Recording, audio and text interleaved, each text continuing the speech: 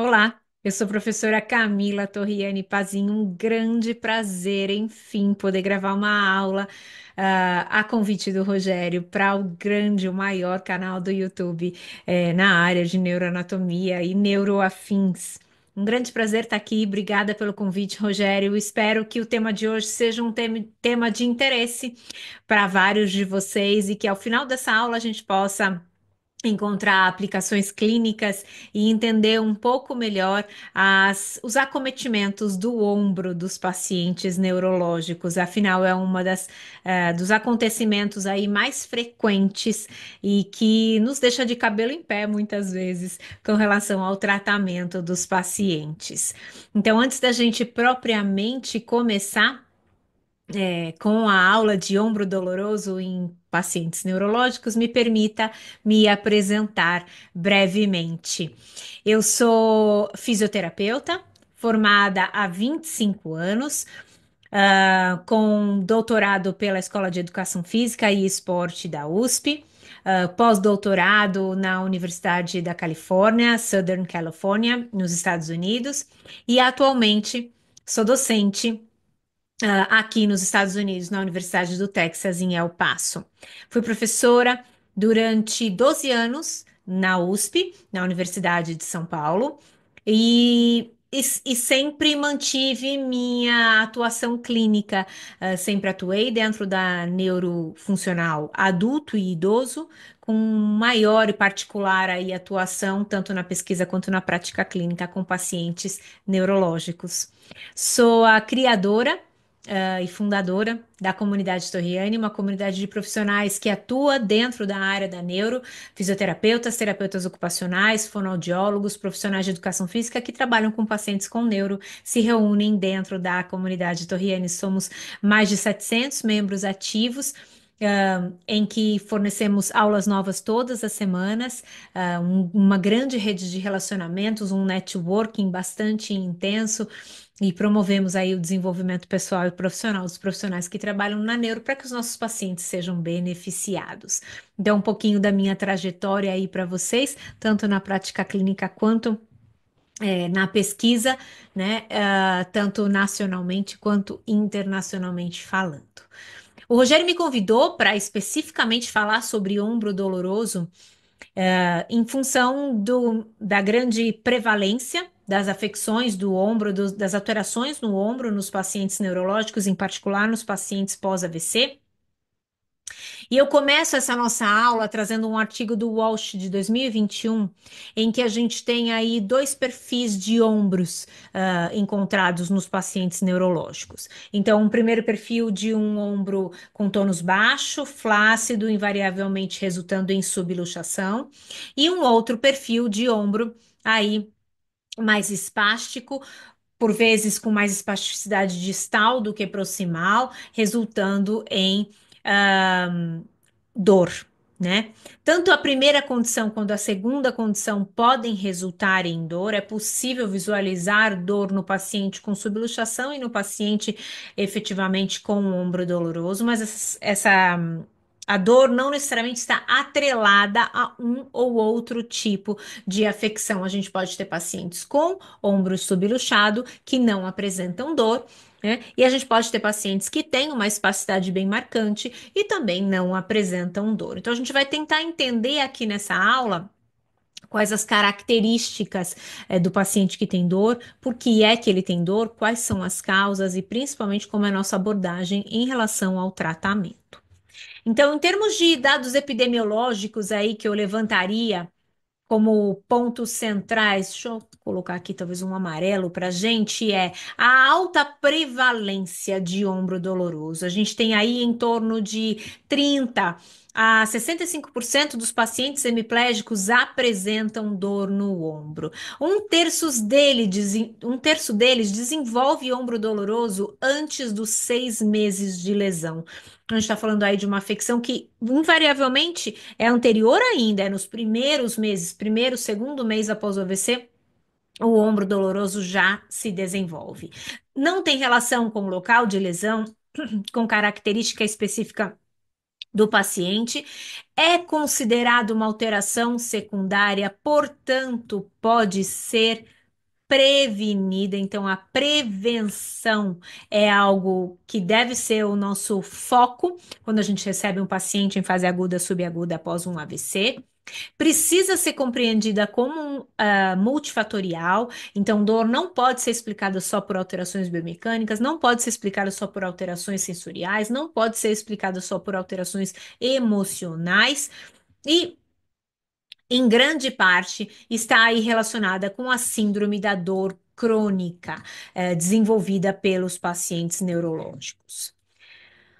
A gente traz aí o artigo do Kumar, que não só traz dados epidemiológicos relacionados ao ombro doloroso, mas traz aí explicações que transcendem as alterações biomecânicas, que explicam a dor no ombro. Então, o Kumar coloca que, em função da lesão vascular, em função do AVC, seja ele isquêmico ou hemorrágico, ocorrerá um fenômeno de sensibilização nesse sistema nervoso central. E essa sensibilização central, ela exerce um papel importante no quadro de desenvolvimento do ombro doloroso.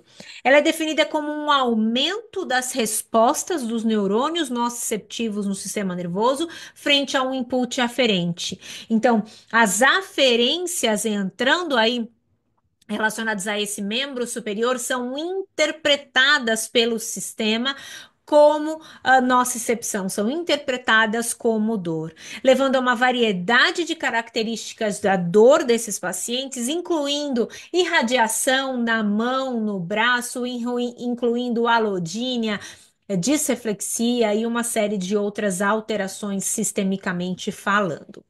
Especificamente no que se refere ao ombro doloroso, a gente tem uma literatura vasta e inclusive até mais recente, dos últimos 3, 4 anos, em que o ombro doloroso tem sido associado à síndrome do impacto, às disfunções do manguito rotador, às tendinopatias e bursites, à hipersensibilidade central e ao desbalanço muscular.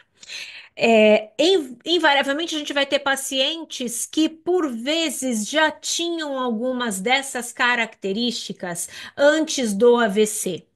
Radiograficamente falando, já era possível identificar uma tendinite de bíceps braquial, uma tendinite de manguito rotador ou de supraespinal especificamente, que é mais comum, né? Capsulite adesiva e outras alterações no ombro que já estavam lá antes do AVC. Mas após o AVC, são deflagradas e desencadeiam um processo de dor, muito em função da perda da ação muscular, muito em função da sensibilização central e muito em função da alteração sensorial. Ela é, sem dúvida, relacionada à gravidade do comprometimento motor.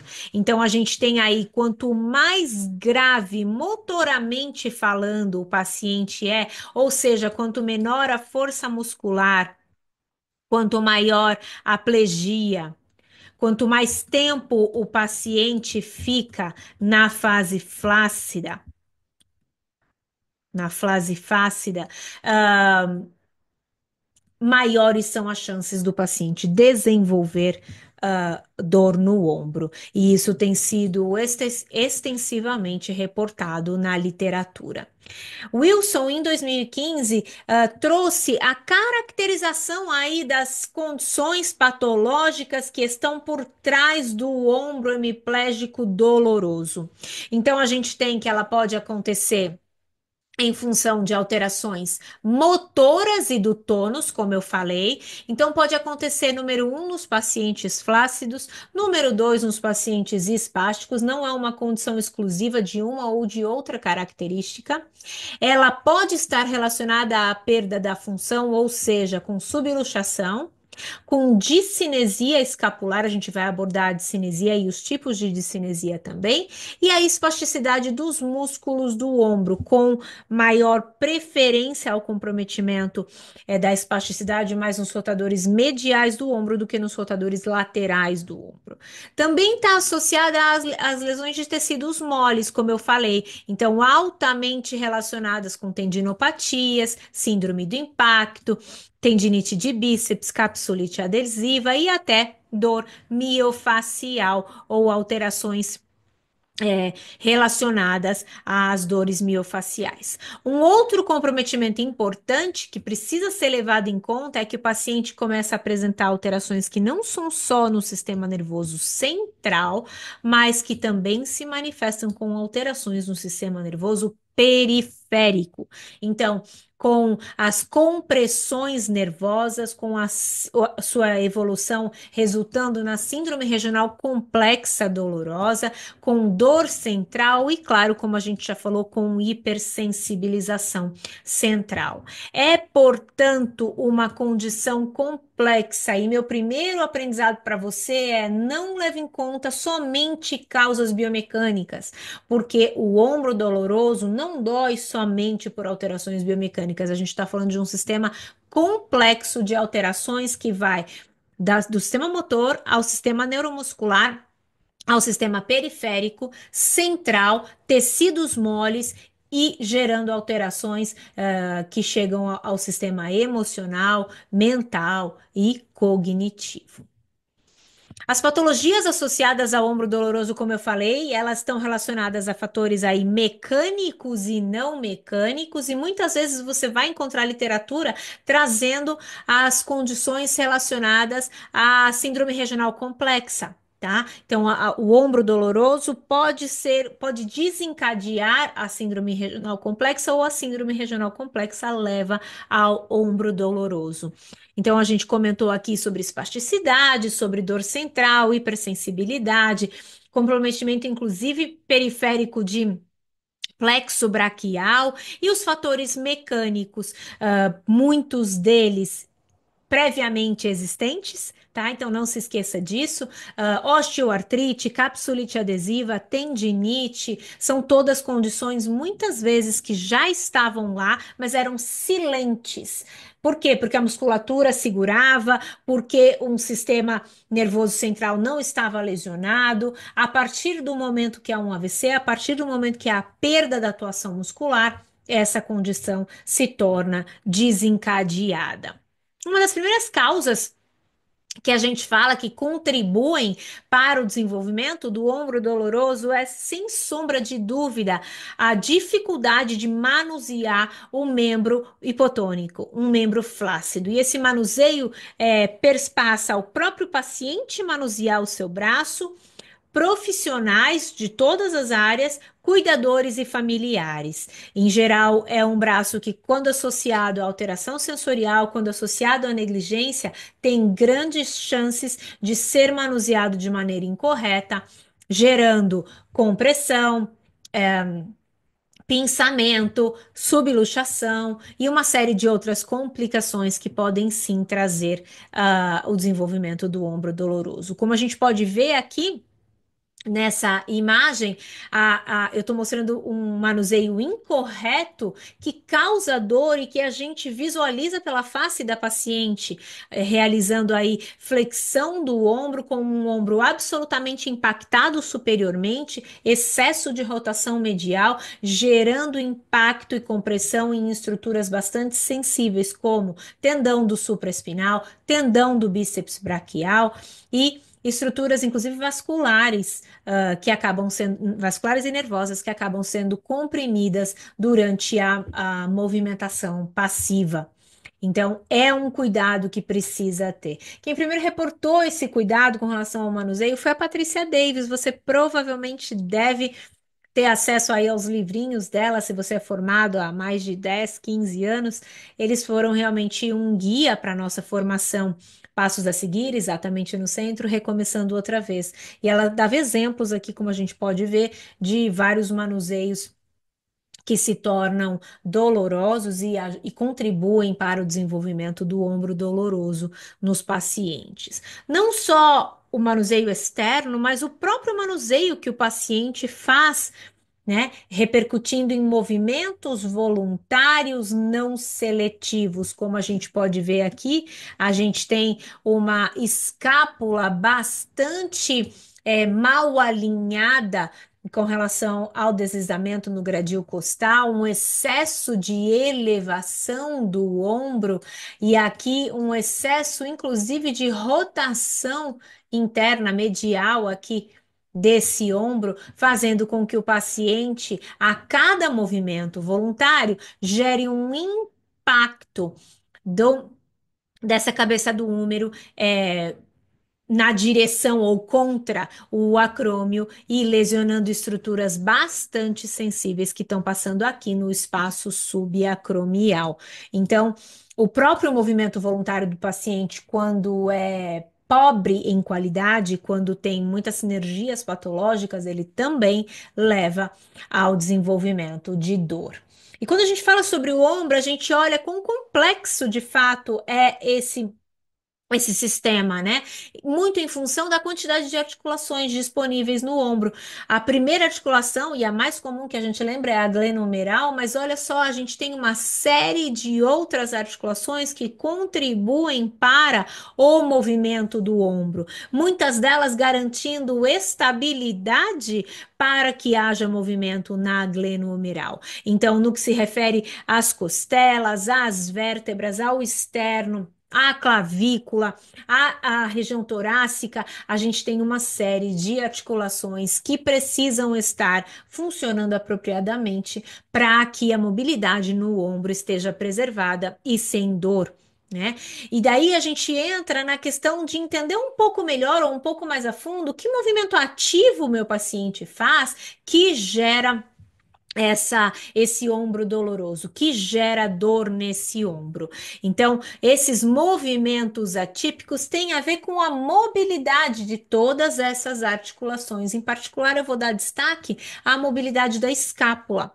Então, nesse estudo do Brahman aqui, ele coloca para gente os movimentos da escápula e quão importante é ter esses movimentos preservados, né? Na direção aí medial e posterior, né? Na direção das rotações, rotação superior ou lateral, rotação inferior ou medial, e também na direção do tilt, que a gente chama um tilt anterior, um tilt posterior acontecendo aqui também. Então, entre rotação interna e externa, entre rotação superior e inferior e entre tilt são movimentos necessários, fazem parte da mecânica natural, típica do ombro e envolvem um mecanismo de acionamento muscular particularmente complexo e bem seletivo.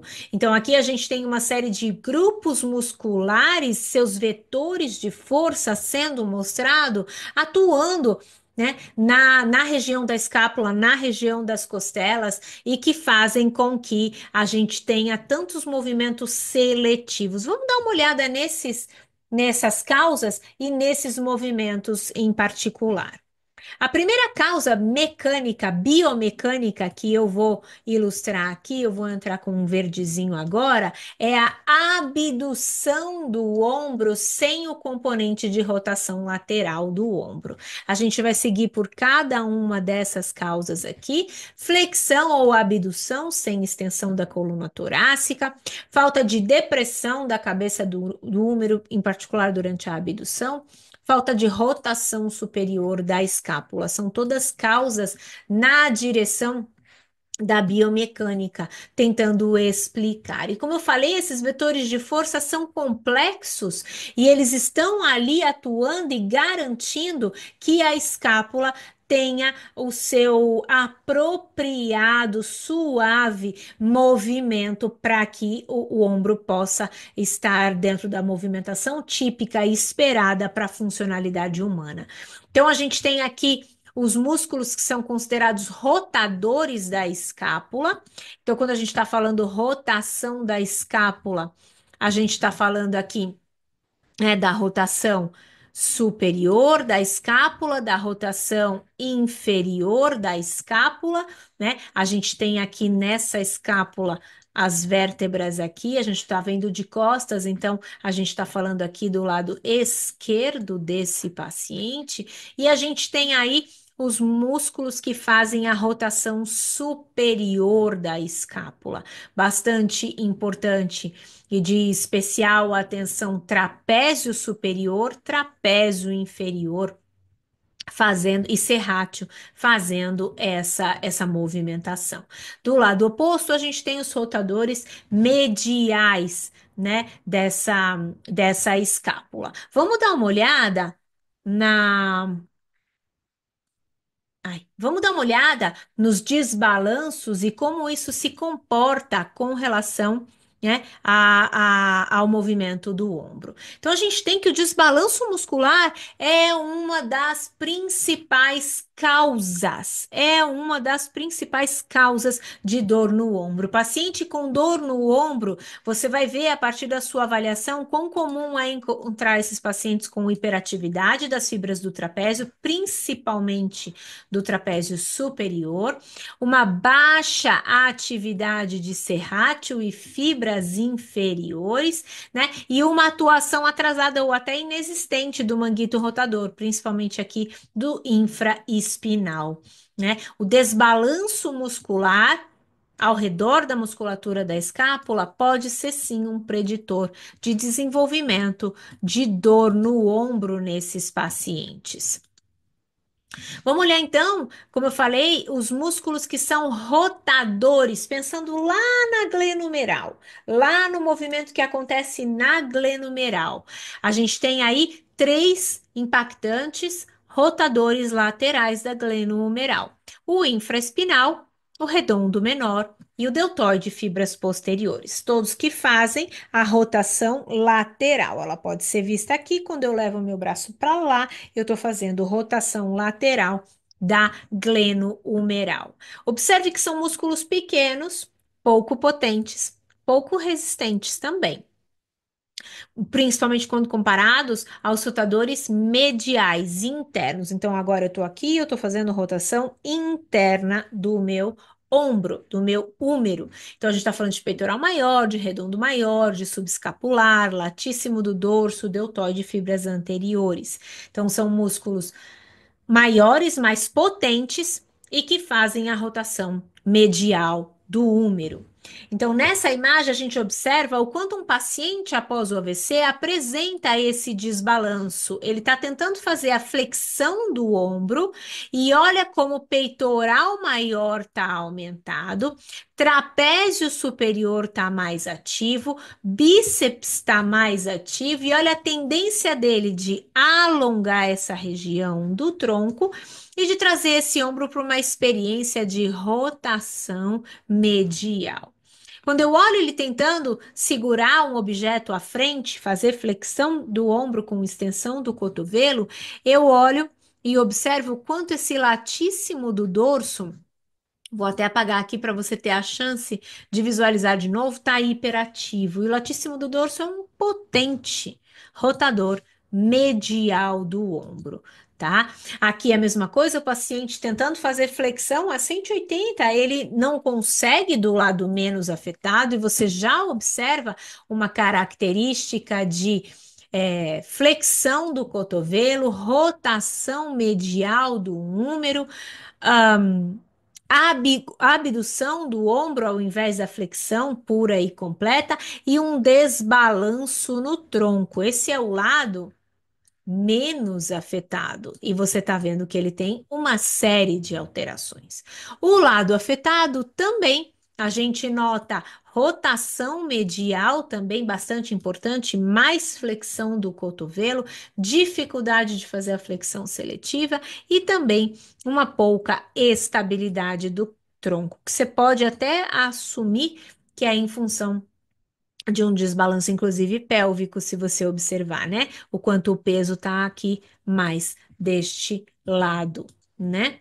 E aí a gente nota que paciente a paciente, não importa a idade, não importa o tempo de lesão, os movimentos na direção da sinergia patológica vão desenvolvendo características biomecânicas que vão explicando a dor naquela região, né? Então, esse paciente aqui, um paciente que teve TCE, e que também, né, também tem uma simetria pélvica, também tem uma hiperutilização do lado menos afetado e também tem uma tendência forte de rotação medial, de flexão do cotovelo, e toda vez que tenta mover ou usar este braço, acaba fazendo rotação medial, acaba fazendo abdução, acaba fazendo elevação do ombro, e tudo isso são ingredientes que vão trazendo a dor no segmento do ombro.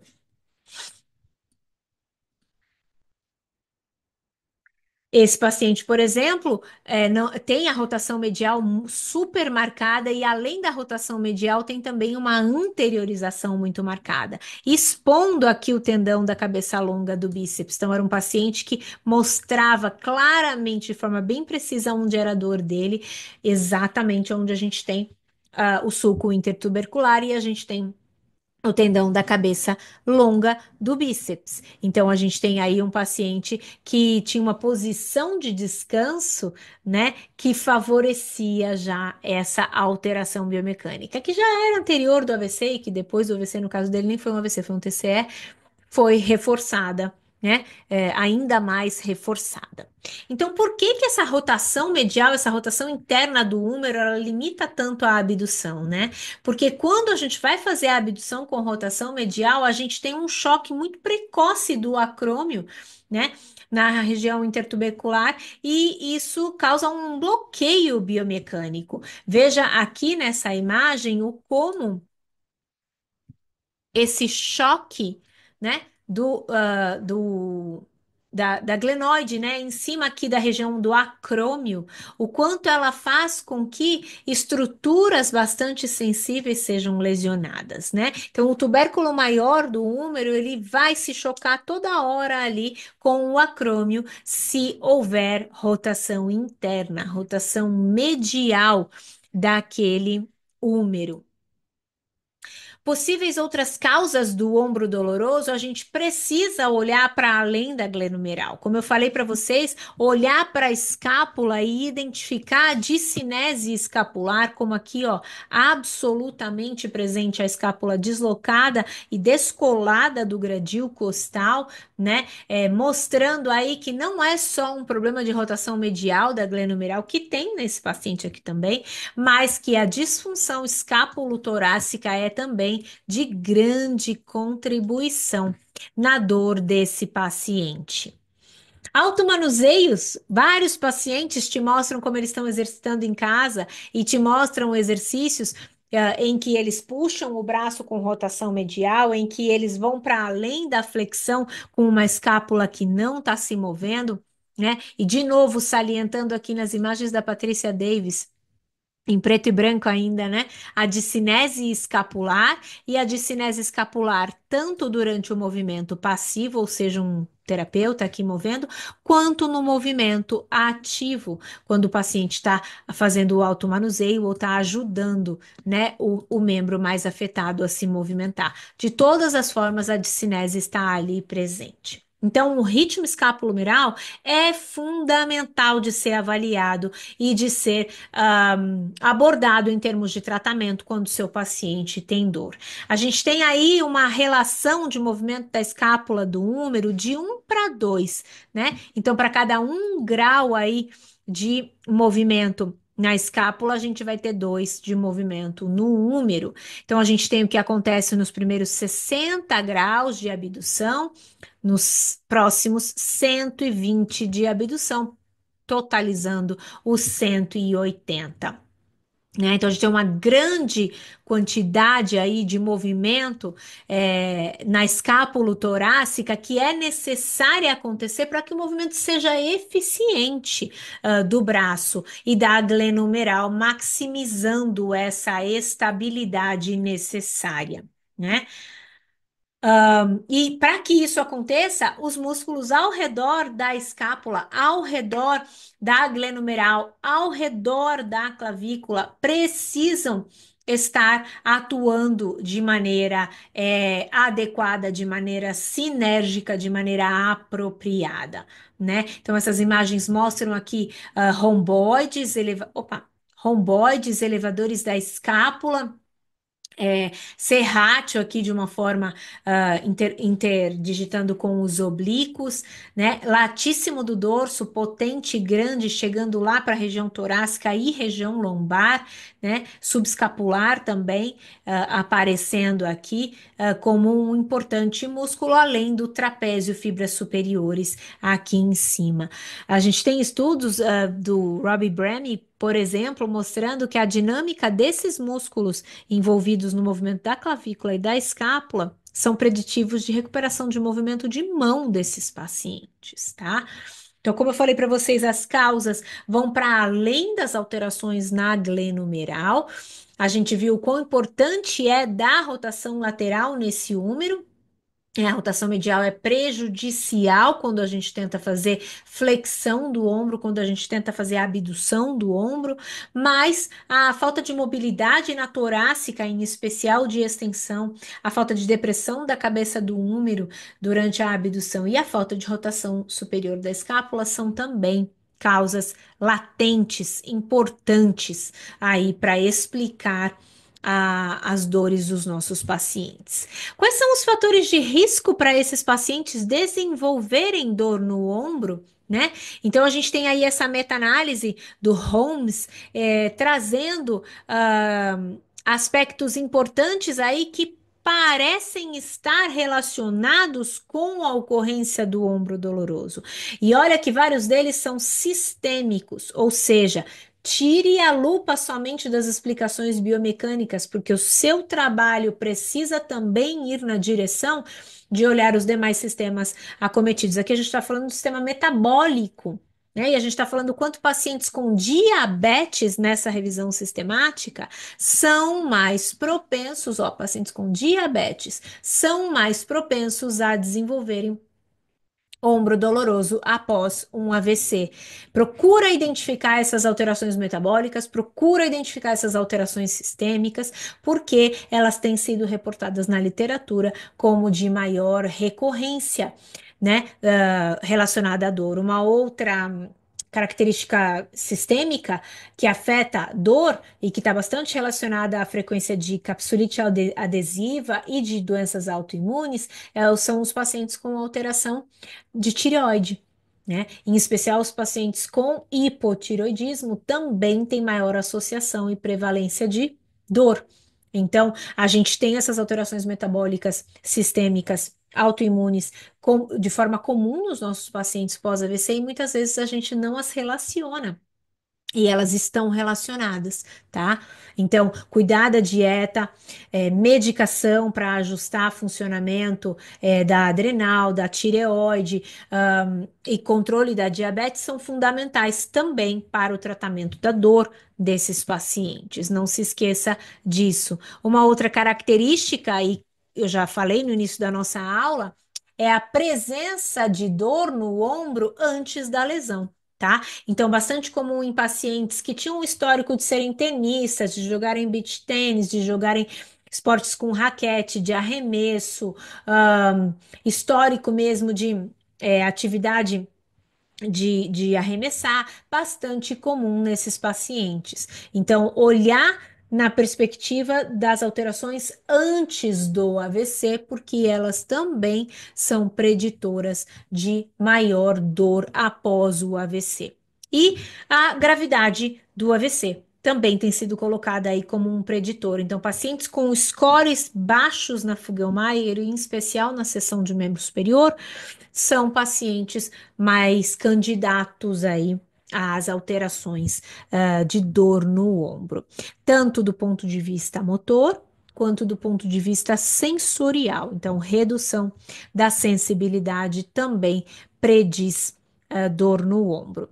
Pacientes com severa fraqueza muscular e subluxação até 72 horas também têm mais risco de desenvolverem dor no ombro. E veja, muitas vezes essa dor no ombro não se desenvolve lá no hospital. Ela se desenvolve depois que o paciente já foi para casa.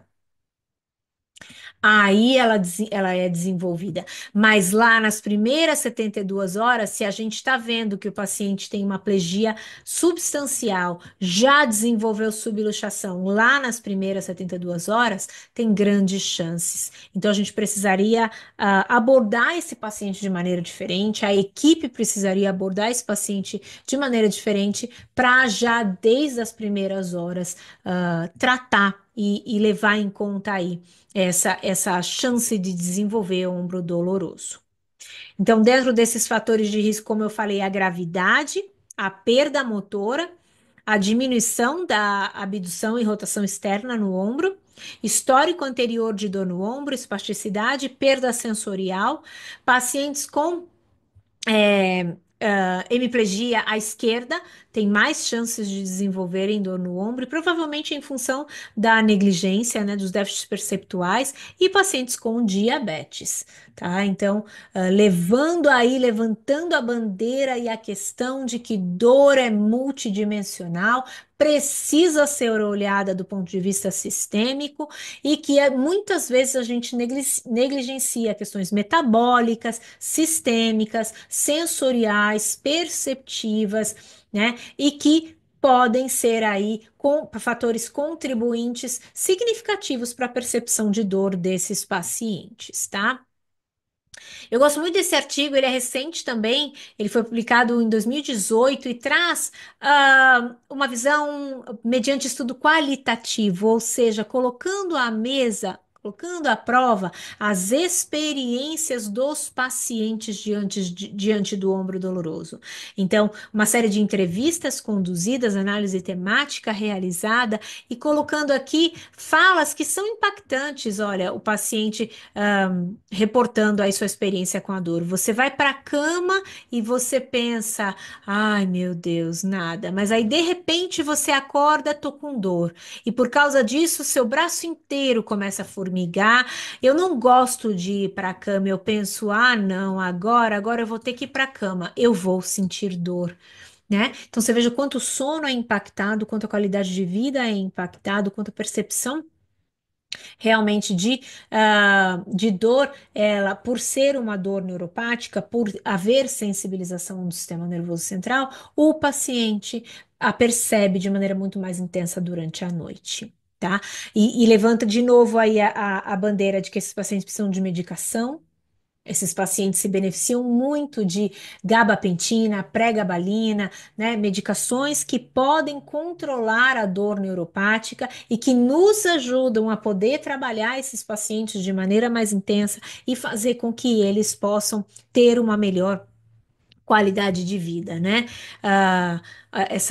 Esse relato aqui, você está se sentindo mentalmente como se tivesse tudo ok? Ah, não, tá doendo muito, mas aí você vai tá mais embaixo.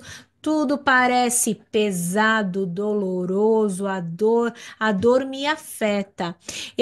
Olha isso, eu não sou mais tão feliz como era por causa da dor.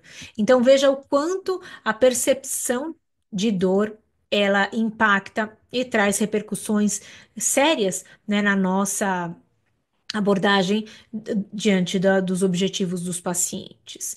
Nesse estudo, eles colocaram implicações para a reabilitação que precisam ser olhadas por nós, profissionais aí, principalmente fisioterapeutas e terapeutas ocupacionais, né? O ombro doloroso após um AVC pode levar a uma variedade de características de dor, como irradiação para o braço, para a mão. O ombro doloroso influencia cuidados pessoais, atividades diárias de lazer de forma negativa, levando a reações emocionais negativas também. O automanejo das intervenções com movimentos gentis, são percebidos como efetivos pelos pacientes. Né? E o ombro doloroso após um AVC é complexo, a intervenção envolve equipe multidisciplinar para que a gente consiga trazer uma melhor qualidade de vida para esses pacientes. O que que a gente tem em termos de evidências na literatura sobre o tratamento das disfunções do ombro doloroso, né? Então, quando a gente olha para a abordagem sistêmica, a gente de novo vê o quanto as intervenções também são sistêmicas, né? Então, do ponto de vista dos sintomas, quando houver edema, quando houver alterações tróficas de pele, né? Desbalanço autonômico, bloqueios de nervos, como por exemplo do gânglio estrelado, têm sido reportados na literatura como efetivos, mobilização, desensibilização, fortalecimento. Agora, quando tem alterações sensoriais, que é bastante comum, deixa eu pegar um vermelho aqui, que é bastante comum, aí a gente tem desensibilização, medicação, então, por exemplo, como eu falei, carbamazepina, gabapentina, pregabalina, antidepressivos e NMDA, receptores, né, agonistas de NMDA. No que se refere aos sintomas sensoriais, então, aí, e autonômicos, a gente tem controle do edema, mobilização, fortalecimento. Faço destaque aqui a imagética motora e a terapia de espelho, que são bastante utilizadas nos pacientes com dor, e quando desenvolvem a dor neuropática e desenvolvendo aí a dor, perseverando ela como sendo uma dor crônica, né? Alterações como calor, eritema, edema, dor, o uso de corticoides, oral ou injetável, né? E o uso de biofeedback. Então, veja que para várias dessas intervenções, elas não são da nossa alçada, elas não estão disponíveis para nós. Por isso, a gente fala sobre tratamento em equipe. Manejo da dor é interprofissional. Uma das intervenções reportadas aí por Wilson, quando a gente tem espasticidade bastante significativa nesses pacientes e a espasticidade está levando ao ombro doloroso, a aplicação de toxina, do fenol, medicação oral para controle da espasticidade, até terapia intratecal e, por vezes, até bloqueios ou risotomias dorsais seletivas. Quando a gente está falando de um paciente com uma alta espasticidade, uma dificuldade muito grande no manejo dessa espasticidade. Quando você for mover o ombro do teu paciente, tome bastante cuidado ao abduzir o ombro do paciente, sem antes dar a respectiva rotação lateral e sem garantir que essa escápula está movimentando. Então, você está lá dando rotação externa e ao mesmo tempo checando se essa escápula está acompanhando o movimento necessário, senão a gente mesmo está lesionando, né? Muito comum e que eu faço muito é programa de exercícios domiciliares. Tiro foto das mobilizações, monto pastas, apostilas, PDFs para os pacientes. Esse aqui é um exemplo, né, do programa de exercícios domiciliar. Então, o que que a cuidadora vai fazer para manter esse ombro com a mobilidade preservada? Para ajudar a paciente na percepção da dor. Então, exemplos, ó, aqui é a cuidadora fazendo a atividade, né? Eu estou dando as instruções por escrito, imprimo, monto uma pastinha e assim dou condições daquela abordagem ser continuada, tá? Mobilizações do tronco, como eu falei para vocês, um tronco muito fletido, um paciente muito cifótico, tem grande chance de desenvolver ombro doloroso por causa da cifose. Então, a gente faz mobilizações torácicas para ganhar a extensão, seja do ponto de vista da mobilidade articular, seja do ponto de vista da ativação muscular. Então, você fazer a mobilização ou ir na direção de trabalhar a atividade mesmo da extensão com os pacientes, né? Então, aqui, por exemplo, mantendo a extensão enquanto o paciente está conversando, explicando alguma coisa, mas a gente está preocupado em garantir que essa torácica não se mantenha fletida. Né? Outras considerações no que diz respeito à execução da flexão ou da abdução para que esse componente da leve depressão da cabeça do húmero na glenoide possa favorecer a excursão da abdução ou a excursão da flexão. Então, um ombro impactado lá em cima gera dor e impede a amplitude completa tanto da abdução quanto da flexão. Aí a gente vai ter uma hiperatividade, né, de deltoides, colocando esse húmero para cima, e uma baixa atividade de supraespinal, ah, também de outros músculos do manguito rotador aqui, infraespinal, redondo menor, ajudando nessa relativa depressão da cabeça do húmero, tá? Então, se essa cabeça do húmero fica lá em cima e eu vou tentar fazer a abdução, deltoide entra demais e aí impactando lá em cima, isso vai gerar dor, compressão de estruturas bastante dolorosas, tá? Gerando e explicando a dor. Aqui a gente tem um exemplo bem claro em paciente que está fazendo a flexão, né, com uma excessiva abdução, com uma excessiva impactação da cabeça do húmero, e isso mostra que deltoide está agindo sozinho, agindo demais, tanto fibras médias quanto fibras anteriores, mas você não tem uma respectiva ação de infraespinal, de supraespinal, que ajudam a descer essa cabeça do húmero, né? E como eu falei, o ritmo escápulo-humeral, a perda do ritmo escápulo-humeral através das discineses escapulares, tanto faz do tipo um, do tipo 2, a gente vai observar aí que a escápula não roda lateralmente, então nesse paciente aqui, a gente está vendo uma escápula, olha, absolutamente na direção da rotação medial, e aqui a gente já tem quase 90, vamos dizer uns 70 graus de abdução, ou seja, essa escápula precisaria começar a rodar. Em termos de posição, ela teria que vir para cá enquanto eu estou fazendo a abdução e ela não está indo, né? Então, fraqueza de serrátil, fraqueza de trapézio inferior, fraqueza de trapézio superior, ou só a atuação do trapézio superior sem o trapézio inferior e o serrátil, ou uma hiperatividade de romboides, elevador da escápula, contribuindo aí para uma escápula colada medialmente falando, né? Então, essa escápula não tem a amplitude suficiente da rotação superior e acoplamento no gradil que é dado pelo serrátil durante o movimento da abdução. Então, esse desbalanço, como eu falei para vocês, né?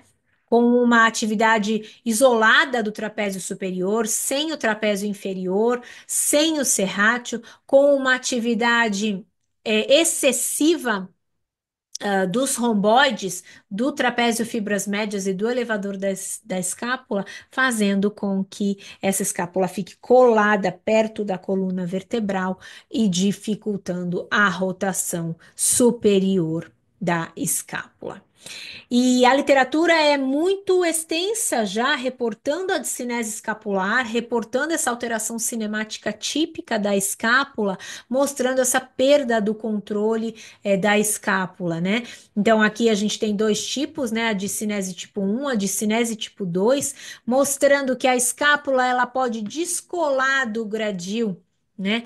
Ah, no seu ângulo inferior, ou ela pode descolar do gradil durante todo o bordo medial. Essa aqui é mais evidente, né, na imagem anterior que eu mostrei para vocês. Independentemente se é o bordo medial, se é o bordo inferomedial, a gente está falando que existe um desbalanço muscular, e esse desbalanço muscular pode contribuir e explicar a ocorrência de dor. Aqui a gente tem os três tipos de discinese, caso você nunca tenha ouvido falar. Na musculoesquelética, né, na área da musculoesquelética é bem comum falar em discinese escapular. Então, a do tipo um só o ângulo inferior sai, a do tipo 2 todo o bordo medial sai, a do tipo 3 o bordo superior é um pouco mais rara nos nossos pacientes do tipo 3, tá? Independentemente de qual discinese escapular meu paciente apresentar, essa é uma das causas, pode ser uma das causas. Não é a única, não é isolada, a gente não leva fatores biomecânicos de modo isolado, mas que contribuem para a dor.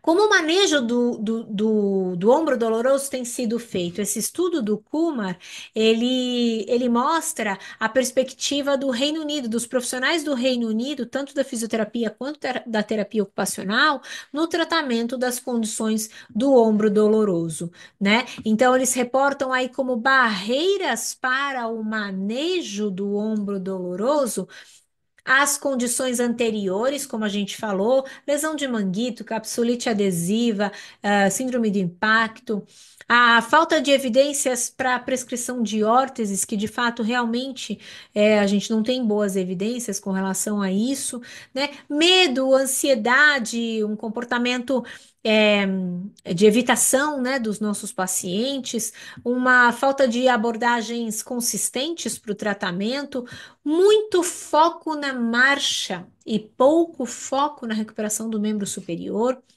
Uma recuperação mais difícil e custosa nos pacientes com afasia, com lesões cognitivas, né?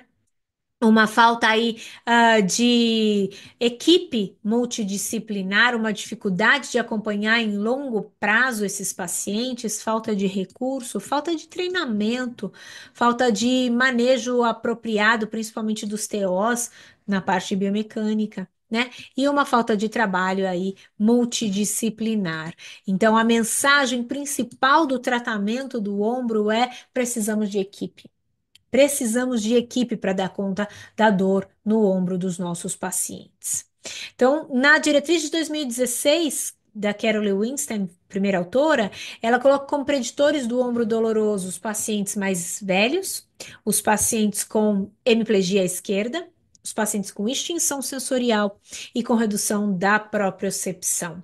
Então, um alerta aí para você que tem pacientes hemi à esquerda, com negligência, com extinção sensorial, eles são fortes candidatos ao ombro doloroso. Outros preditores, dor nos primeiros dias após o AVC e redução da abdução e da rotação lateral da glenomeral. Sinais, testes especiais que dão positivos nesses pacientes, principalmente o sinal de NIR, né, o teste de NIR, a dor na abdução e na rotação medial, dor na palpação do tendão do bíceps e do tendão do supraespinal. Em termos das diretrizes, a gente tem educação da família, educação do paciente entrando aí com um nível de evidência 1C, né? Aplicação de toxina botulínica, principalmente nos músculos mais espásticos, nível de evidência 2A, nível de evidência A. Neuromodulação medicamentosa, tá? Então é extremamente importante se o seu paciente está aí. Encarando dor no ombro, o quanto você não precisa contactar o médico, contactar o neurologista para de fato perguntar sobre a possibilidade de administração medicamentosa. Posicionamento e suportes externos. O nível de evidência não é dos melhores, mas a gente vai ver aí que pode ser uma abordagem adjunta, tá? Uma suplementar, né, do que a gente faz. Outras intervenções que podem ser feitas aqui, que também tem alguma evidência, a estimulação elétrica para o controle da dor, então o uso da TENS, o ultrassom, acupuntura, injeção de corticoides, bloqueio nervoso, principalmente do supraescapular, aí num grau muito mais grave, né?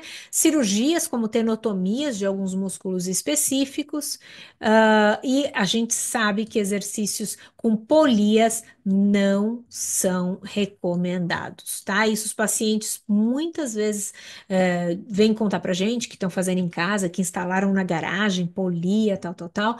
A gente sabe o quanto isso é prejudicial.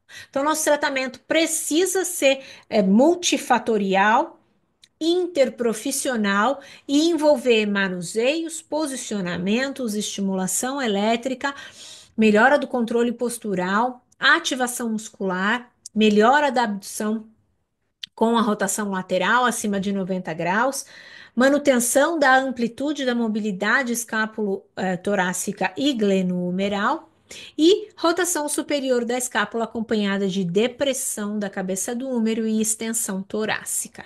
Esse é o nosso resumo da ópera aí em termos de tratamento. Lá na fase aguda, você que trabalha com esses pacientes precisa ter um sinal de alerta quando dor começa a ser manifestada pelo paciente.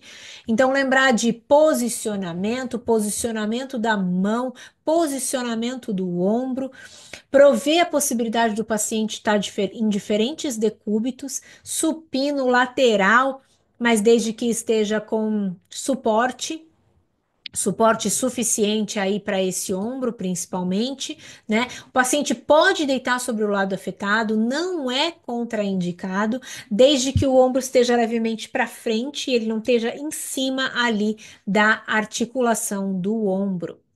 Posicionamento em casa, principalmente na posição sentada.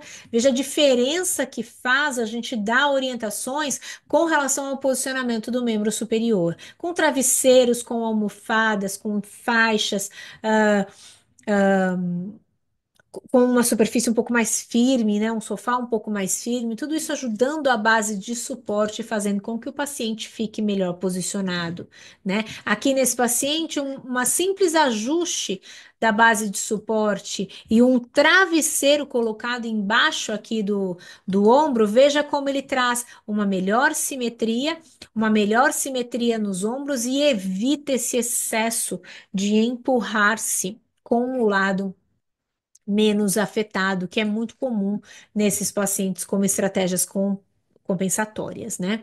O trabalho indireto, quando o paciente tem dor, ele é bastante comum. Então, veja, esse é o lado mais afetado. Eu estou trabalhando em cadeia fechada e a paciente acha que está trabalhando o outro lado, ela está levantando o outro lado, ela tem que alcançar, ela faz atividades, mas na verdade o que a gente quer é um pouco mais de input sensorial, um trabalho em cadeia fechada, exigindo um maior controle postural, já que ela está na posição em pé. No stand, né? Mesma coisa desse paciente aqui, também na posição em pé, sendo exigido uma flexão do ombro do lado mais afetado. Um trabalho indireto aqui, a gente está focando na marcha, mas eu estou garantindo que ambos os membros superiores estão sendo suportados, então dois terapeutas ali, dando o quê? A rotação externa. Olha como essa pegada aqui tem um papel fundamental de dar rotação externa para esse ombro e ajudar a paciente a vir sobre a perna mais afetada, né? Sem compensação lá em cima no ombro, que pode gerar dor e percepção de dor, certamente. Uma cadeira de rodas mais adaptada e personalizada para os pacientes mais graves faz toda a diferença.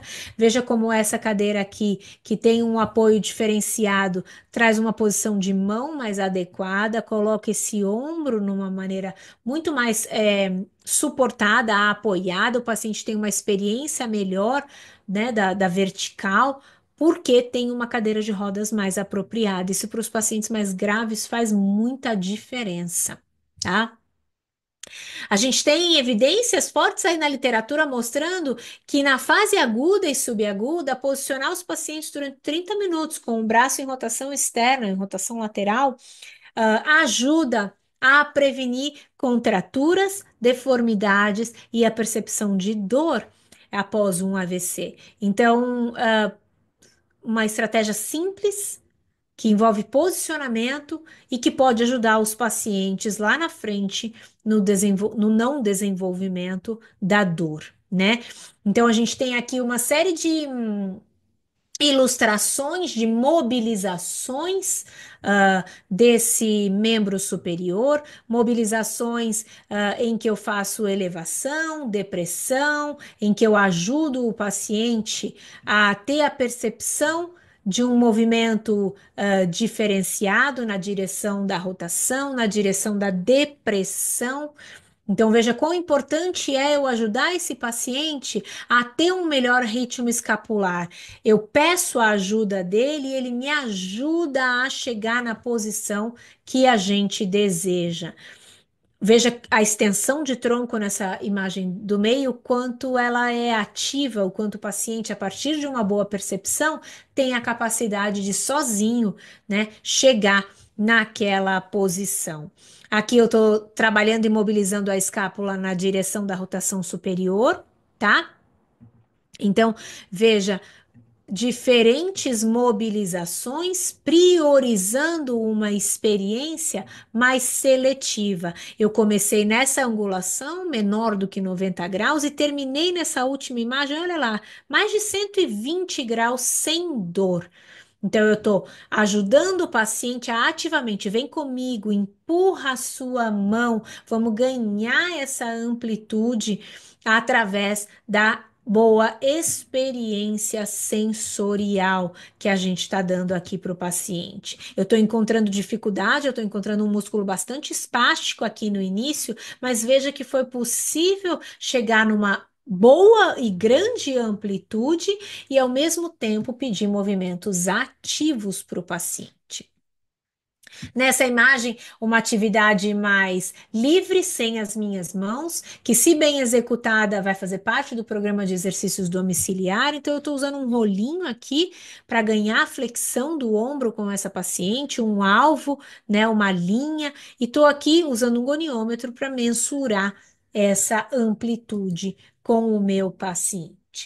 Não posso esquecer que é uma super estratégia a utilização de estimulação elétrica transcraniana, transcutânea, perdão, o uso da TENS no tratamento da dor, em particular com parâmetros numa frequência aí de 100 Hz, uma duração de pulso de 300 microsegundos, com 2 segundos aí de rampa, se a gente for para o uso da estimulação elétrica com o propósito motor, aí numa frequência de 35 Hz, uma duração de pulso de 300. Nesse estudo da Whitehair, a gente tem, em 2019, a gente tem 20 sessões 3 vezes por semana. Né? E ambos os grupos que receberam a TENS a FES, né, a estimulação elétrica, melhoraram mais do que o grupo que não recebeu estimulação, tá? Então, uma excelente estratégia, um excelente adjunto. A gente tem revisões sistemáticas conduzidas pela Cochrane mostrando os efeitos da estimulação elétrica na prevenção e no tratamento do ombro doloroso, tá? Comparando só a TENS com controle, só a FES com controle, em algumas situações específicas, não encontrando diferença entre os grupos. Então, a gente ainda precisa avançar em termos de mais estudos de melhor qualidade. Veja que a gente tem pouquíssimos estudos aqui, essa revisão sistemática. Você tem um estudo na primeira comparação, um estudo na segunda comparação, que não encontra diferenças quando se trata de dor. Quando se trata de recuperação motora, a gente tem aí um tamanho de efeito bem pequeno na direção do tratamento, usando a corrente elétrica também, tá? Agora, na prevenção da subluxação, as evidências são bem fortes. O uso de estimulação elétrica previne, sim, a ocorrência de subluxação e trata, sim, a subluxação já instalada. Subluxação é outro tema, é outra aula, né? De mais de uma hora também, em que a gente pode falar sobre isso, mas as evidências são mais robustas na direção do uso da corrente elétrica para o tratamento da subluxação do que para o tratamento da dor, tá?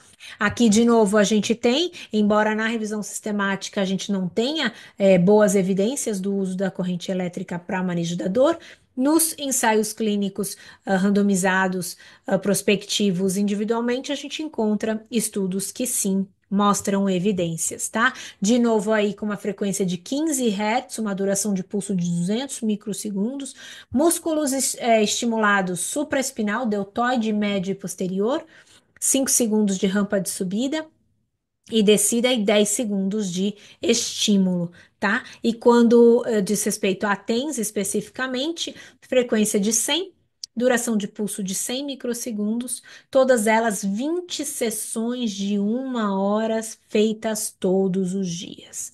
Então, isso é importante. Se o paciente tiver um equipamento de TENS em casa, ele consegue dar sequência nesse tratamento diariamente. Então, vale a pena considerar isso se a gente for lançar a mão dessa estratégia. Tá? As nossas mobilizações na direção de reeducar a mobilidade, reeducar a sinergia escápulo-torácica e glenohumeral são bastante importantes. Não existe praticamente tratar o ombro desses pacientes sem mobilizar essa escápula, sem mobilizar essa glenohumeral, sem mobilizar muitas vezes clavícula na direção. Ora, a importância do ganho da extensão torácica e da rotação lateral que está sendo dada aqui para a paciente. Tá? Então, eu estou dando mobilidade de pelve enquanto eu mantenho o ombro rodado lateralmente, mobilidade de pelve enquanto a extensão torácica está mantida lá, né? Então, olha como a paciente está sendo requerida de mover-se seletivamente e ainda assim é uma preocupação grande com a qualidade do movimento no ombro do paciente. Nos pacientes mais graves que não têm movimento, eu trabalho muito na direção de melhorar o controle postural e ativar mais tônus com as trocas posturais. Essa paciente não conseguia levantar sozinha, mas só o fato de vir com o corpo para frente, num alto manuseio em que ela segura o braço mais plégico, né, já é uma boa estratégia para minimizar a negligência, trazer o braço para o campo visual e ajudar a melhorar a ativação muscular. Claro que quando a gente tem atividades com alvo, elas também são importantes. Então, aqui eu estou usando um alvo, a paciente tem que jogar a bola lá, e veja que eu estou preocupada com o posicionamento do segmento, né? Tentando dar extensão, tanto aqui quanto ali, tentando dar extensão. Uma paciente com uma importante negligência, que a gente já viu que é preditivo aí de dor, né? Posturas mais altas são super importantes. Aqui a gente tem a paciente. Talvez vocês consigam ver de novo aqui no stand, né? Ah, o vídeo tá meio cortado, parece. Mas enfim, estamos no stand. Deixa eu voltar, pelo menos você ver a imagem. Com a paciente no stand, né? Com uma espaldeira, ganhando extensão de tronco e fazendo um trabalho cognitivo aqui na frente. Na verdade, estava com a fono, enquanto estava com a gente aqui nessa posição. Então, como mensagens finais para você que está vencendo o desafio aí de atender pacientes com dor no ombro tenha uma visão multifatorial para o ombro, identificando não só razões biomecânicas, mas razões ambientais, emocionais, musculares, neurais, sensoriais, perceptivas. O tratamento precisa envolver equipe. Não deixe de contactar terapeuta ocupacional, neurologista, não deixe de levar em conta a possibilidade de medicação adjunto nesse trabalho contra a dor. E leve em conta, sim, agentes eletrofísicos, principalmente o uso da FES e da TENS, órteses ou de posicionamento do ombro, como por exemplo eu mostrei na imagem aqui, espaldeira, ó, essa paciente está com uma espaldeira que dá mais extensão e mais rotação externa para o ombro.